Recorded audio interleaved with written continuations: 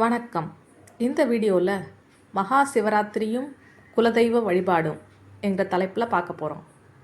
மகா சிவராத்திரி ஒரு நாள் இரவு மட்டுமல்ல, வாழ்க்கையை மாற்றும் ஆன்மீக தருணம்.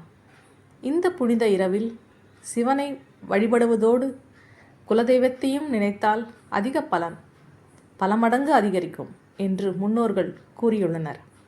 சிவ அருள் மற்றும் குலதெய்வ பாதுகாப்பு இணையும் போது வாழ்க்கையில் தடைகள் குறைந்து அமைதி அதிகரிக்கும்.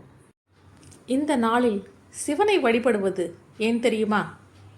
சிவன் என்பது ஒரு உருவம் அல்ல, அமைதி, அறிவு, அகந்தையை கரைக்கும் சக்தி.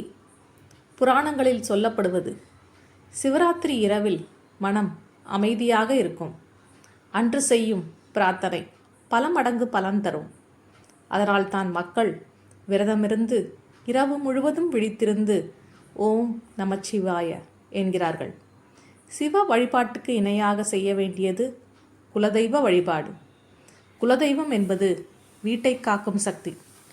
சிவன் பிரபஞ்சத்தை காப்பவர் என்றால் குலதெய்வம் குடும்பத்தை காக்கும். வீட்டில் பிரச்சனை, தடைகள், பணத்தட்டுப்பாடு, திருமண தாமதம் போன்ற அனைத்து பிரச்சனைக்கும் ஒரே தீர்வு குலதெய்வ வழிபாடாகும். நாம் பிறந்த உடலுக்கு பெற்றோர் காரணம், ஆனால் அந்த குடும்பத்தில் பிறக்க குலதெய்வம்தான் காரணம். அதனால் சிவராத்திரி நாளில் முதலில் சிவனை நினைத்து பிரார்த்தனை செய்யுங்கள். பின்பு உங்கள் குலதெய்வத்தை நினைத்து தீபமேற்றுங்கள்.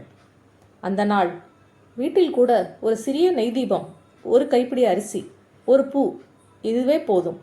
குலதெய்வம் மகிழும். முடிந்தால் குலதெய்வம் கோவிலுக்கு சென்று வழிபடுங்கள்.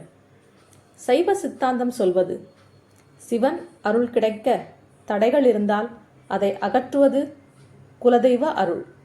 அதனால்தான் முன்னோர் முதலில் குலதெய்வம், பின்பு சிவன், பிறகு மற்ற தெய்வங்கள் என்று வழிபட்டார்கள்.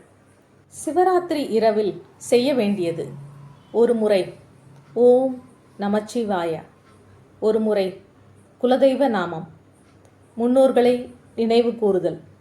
இந்த மூன்றும் சேர்ந்தால் கர்ம வினைகள் மெதுவாக கரையும். அந்த இரவில் தூங்காமல் இருப்பது உடல் விழிப்பு அல்ல, வாழ்க்கை விழிப்பு. சிவன் நமக்கு தருவது ஆசீர்வாதம் மட்டுமில்லை, தெளிவு. நாம் எதற்காக பிறந்தோம், அதை பாதுகாப்பது குலதெய்வம்.